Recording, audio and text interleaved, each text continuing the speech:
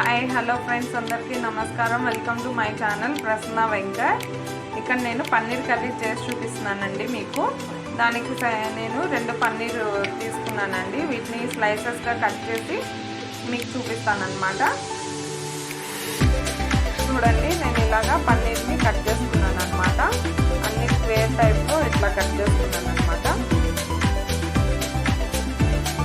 వీటిని ఇప్పుడు ఉప్పు, కారం, పసుపు కలిపి చేద్దాము. కొంచెం సాల్ట్,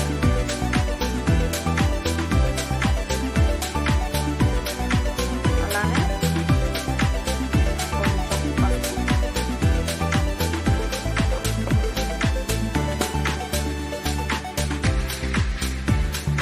అలానే కొంచెం కారం. ఇప్పుడు ఈ పన్నీర్ ముక్కల్ని ఇందులోకి యాడ్ చేద్దాం.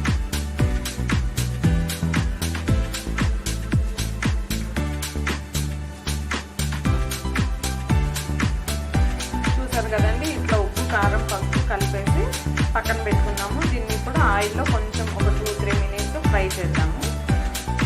నేను ఇక్కడ 2 స్పూన్స్ ఆయిల్ వేసుకున్నానండి. ఈ 2 స్పూన్స్ ఆయిల్ అనేది వేడెక్కింది. దీంట్లోకి మనం పన్నీర్ ముక్కలు యాడ్ చేద్దాం.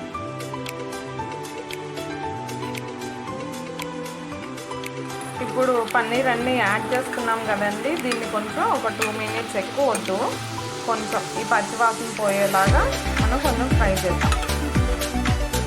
ఆయిల్లోకి మనం ఆనియన్స్ యాడ్ చేద్దామండి. స్లైసెస్ కట్ చేసుకొని,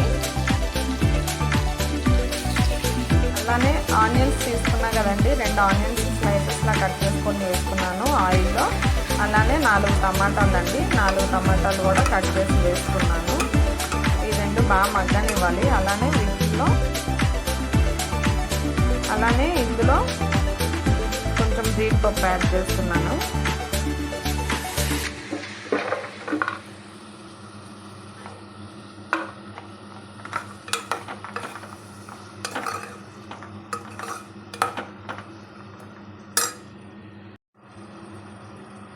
మూడు లవంగాలు, కొంచెం 3 ఇలాచి, కొంచెం చెక్క యాడ్ చేస్తున్నానండి. కొంచెం గసగసాలు. ఇదంతా పేస్ట్ చేయడం కోసం అన్నమాట. ఇదంతా మగ్గాలి. ఇప్పుడు మూత పెట్టి ఇక్కడ కొంచెం అల్లం తీసుకున్నానండి, చిన్న ముక్క. అలానే 4 వెల్లుల్లి రెబ్బలు తీసుకున్నాను అనమాట. అలానే ఇది ఎంతవరకు అయిందో చూద్దాము.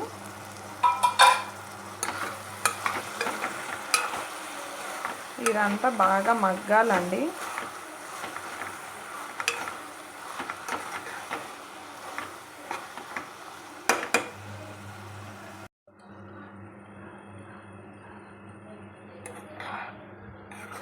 ఇదిగోండి, ఇలా రెడీ అయిందనమాట. ఇది ఇప్పుడు చల్లారనివ్వాలి. కాసేపు చల్లారనిచ్చిన తర్వాత దీన్ని మిక్సీ పట్టి చూపిస్తాను. ఆ పేస్ట్ అంతా ఇందులో వేసాం కదండి. ఇప్పుడు ఈ పేస్ట్ అంతా చల్లారింది. ఇప్పుడు దీన్ని మిక్సీ పట్టి చూపిస్తాను.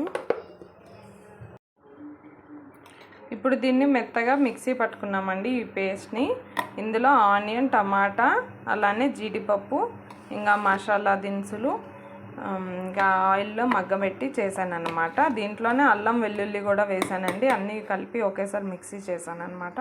ఇప్పుడు ఒక కడాయి తీసుకొని అదే కడాయిలో కొంచెం ఆయిల్ వేసుకొని దీన్ని హీట్ అయ్యాక ఈ పేస్ట్ని మనం ఇందులోకి వేద్దాం.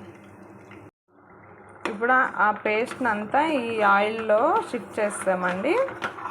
ఇప్పుడు దీన్ని కాసేపు ఉడకనివ్వాలి. అలానే ఇందులోనే కొంచెం ఉప్పు, కారం, పసుపు కూడా యాడ్ చేసి ఈ పేస్ట్ని కొంచెం బాగా ఆయిల్లో మగ్గనివ్వాలన్నమాట.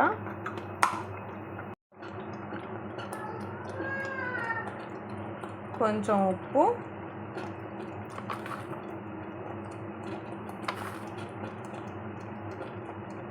మీ టేస్ట్కి సరిపడా ఉప్పు, కొంచెం పసుపు, అలానే కొంచెం కారం.